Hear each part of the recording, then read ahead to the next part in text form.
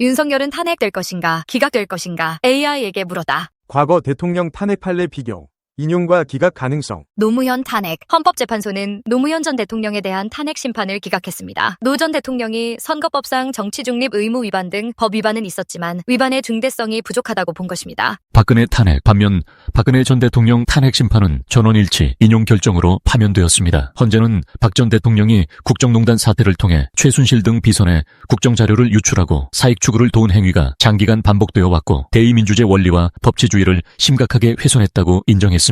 윤석열 대통령 사건은 위헌 위법의 정도 면에서 노무현 사건보다 훨씬 중대하고 박근혜 사건에 필적하거나 그 이상이라는 평가가 많습니다. 노무현 탄핵은 주로 발언상의 법 위반 정도였지만 윤 대통령 탄핵 사유는 국가위기 조성을 포함한 헌정질서 파괴 시도로서 훨씬 무겁다는 지적입니다. 박근혜 사례에서 확립된 기준처럼 헌재는 헌법 수호를 위해 파면이 불가피할 정도로 중대한 법 위반인가를 볼 것입니다. 헌법재판소 재판관 9명은 대통령 국회 대법원장이 각 3명씩 지명하고 대통령이 임명합니다. 재판관 성향과 구성으로 볼 때 40역을 포함하면 보수 또는 중도 성향 5명, 진보 성향 4명으로 판단됩니다. 그러나 과거 사례를 보면 재판관들은 임명 권한자와 무관하게 양심에 따라 독립적인 판단을 내릴 것임을 천명하고 있습니다. 주요 법적 쟁점 정리, 헌법 법률 위반 여부. 윤석열 대통령 탄핵 소추안에는 4가지 핵심 위헌 위법 사안이 지적되었습니다. 첫째, 헌법 제77조에 따르면 대통령은 전시사변 또는 이에 준하는 국가비상사태에 한해서 법률이 정한 바에 따라 계엄을 선포할 수 있습니다. 윤 대통령은 지난해 12월 3일 대국민 담화를 통해 비상계 엄령을 선포했는데 그 배경으로 국회 다수당의 국정마비 행위 등을 들었습니다. 그러나 이는 헌법이 요구하는 전시나 내란 등 국가비상사태에 해당하지 않는다는 것이 탄핵 소추 측의 주장입니다. 실제 헌재 변론에서 재판관들은 12월 3일 계엄 선포 사실을 인정하는가 등을 물었고 대통령 대리인단도 선포 사실 자체는 부인하지 못했습니다. 대신 대통령 측은 계엄 선포는 통치행위라며 사법심사의 대상이 아니라는 주장을 내세웠으나 현대 헌법이론상 통치행위 논리는 제한적으로만 인정되고 국가긴급권 남용 문제는 충분히 심판 가능합니다. 헌재 역시 계엄 선포의 구체적 사유와 정당성에 대한 소명을 여러 차례 요구했지만 대통령 측은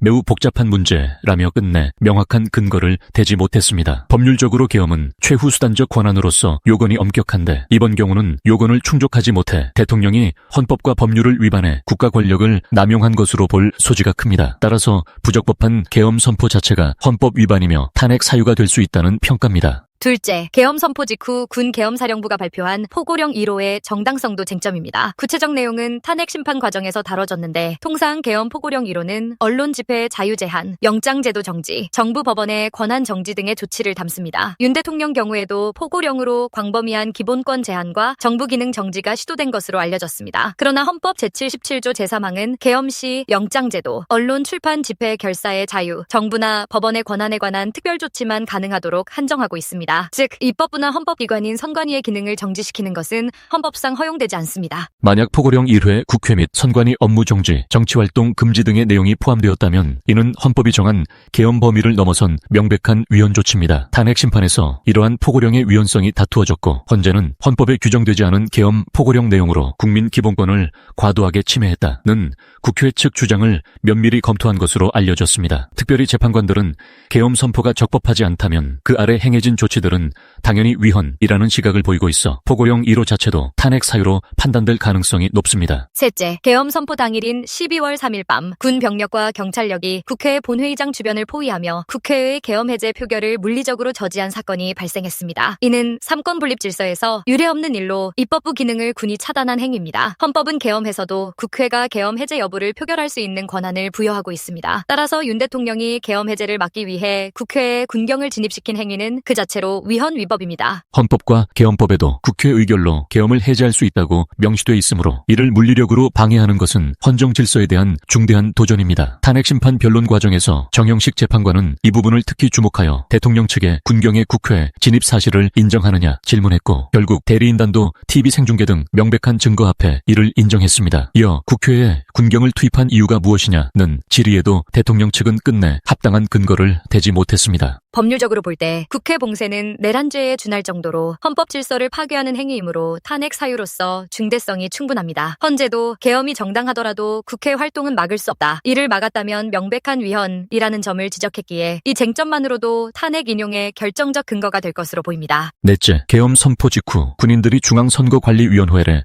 급습하여 청사를 무력 점거한 사건도 탄핵 사유입니다. 선관위는 헌법상 독립기관으로서 선거의 공정관리라는 막중한 임무를 집행합니다. 설령 계엄 상황이라 해도 선관위 업무는 특별한 제한의 대상이 될 수 없음이 헌법 77조와 계엄법의 해석상 명확합니다. 그럼에도 불구하고 군이 선관위를 장악한 것은 민주선거제도의 근간을 위협한 행위로 평가됩니다. 헌재는 이 사안을 중대하게 보고 직접 선관위 CCTV 영상 자료까지 확보하여 군 투입 사실을 확인했습니다. 윤 대통령 측은 선관위의 부정선거 증거를 확보하기 위한 조치라고 주장하려 했으나 구체적 증거를 제시하지 못한 채 시간을 요청하는 데 그쳤습니다. 결과적으로 군의 선관위 점거는 헌법이 정한 선거 관리의 독립성을 침해한 명백한 위헌 위법 행위이며 탄핵 사유로서 충분한 무게를 갖습니다. 이 역시 계엄의 정당성 여부와 무관하게 그 행위 자체로 헌법 질서 위반이므로 헌재가 강하게 문제 삼을 대목입니다. 주요 법리 및 쟁점, 이상의 사유들은 모두 헌법을 정면으로 위배했는지가 쟁점입니다.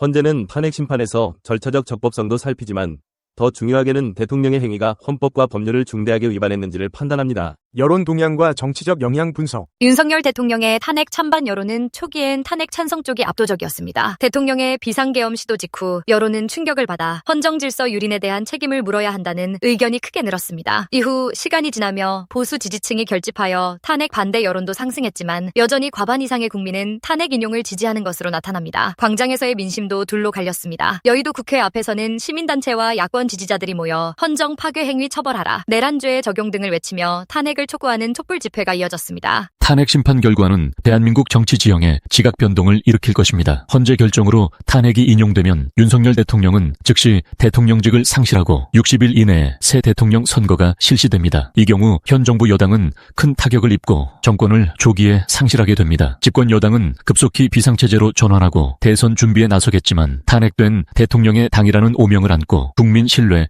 회복이 어려운 상황에 처할 것입니다. 반면 거대 야당은 탄핵을 주도한 명분을 앞세워 정권 교체의 정당성을 주장하며 유리한 고지에서 대선을 치를 가능성이 높습니다. 다만 새 대통령 선출 전까지 약 2달간 국정 공백은 불가피하며 그 기간 권한대행이 국정을 운영하게 됩니다. 정치권에서는 인용 결정이 나오면 민주당을 중심으로 하는 연합 세력이 정권을 잡을 확률이 높다고 보고 야권 재편과 잠재 대선 주자들의 경쟁이 가속화될 전망입니다. 또한 보수 진영은 큰 충격을 받겠지만 곧장 탄핵 불복 움직임보다는 차기 대선에서 심판받겠다는 방향으로 재정비할 가능성이 큽니다. 그러나 극렬 보수층 일부는 헌재 결정에 불만을 품고 거리 시위나 결집을 이어갈 수 있어 사회 혼란을 최소화하기 위한 정치권의 노력도 요구됩니다. 국제적으로도 정권 교체에 따른 대외 정책 변화가 우려되어 당분간 외교 현안에 불확실성이 생길 수 있습니다. 만약 헌재가 탄핵을 기각하면 윤석열 대통령은 즉시 직무에 복귀합니다. 이는 여당의 승리이자 야당의 정치적 타격으로 평가될 것입니다. 윤 대통령은 복귀와 함께 국정 공백을 초래한 탄핵 정국에 대한 국민 사과를 표명하면서도 권한 행사를 더욱 강하게 추진할 가능성이 있습니다. 탄핵 기각은 곧 야당의 탄핵 소추 남발에 대한 심판으로 비쳐 민주당 등은 큰 정치적 부담을 지게 됩니다. 노무현 탄핵 기각 당시 2004년 총선에서 탄핵을 주도했던 세력이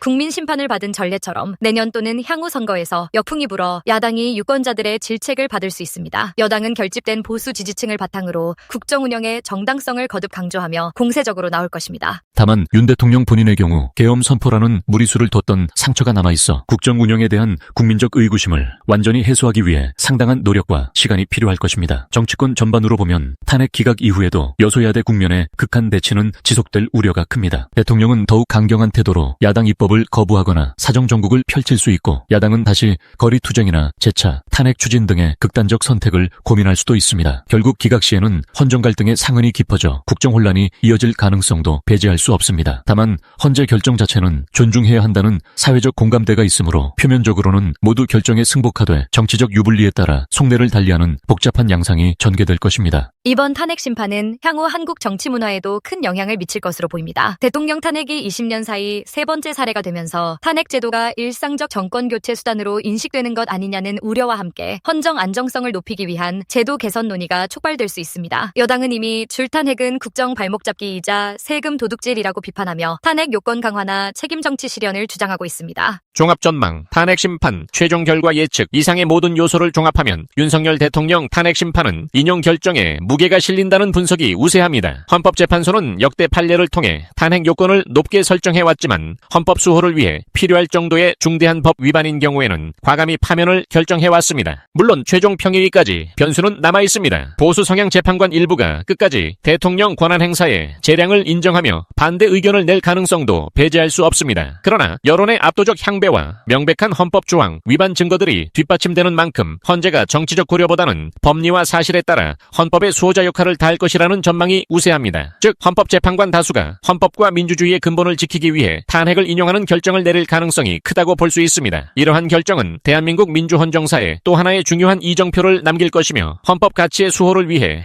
헌재가 최후의 보루로서 제 역할을 다했음을 의미하게 될 것입니다. 따라서 결론적으로 윤석열 대통령 탄핵 심판의 최종 결과는 인용 쪽에 무게가 실린다고 예측됩니다. 다만 헌재 결정이 내려지는 순간까지 여야의 긴장과 국민적 관심이 최고조에 달할 것이며 어떤 결정이든 그 후폭풍 또한 만만치 않을 것입니다. 결국 헌재의 현명하고도 정의로운 판단이 한국 민주주의의 미래를 결정짓는 분수령이 될 것으로 보입니다.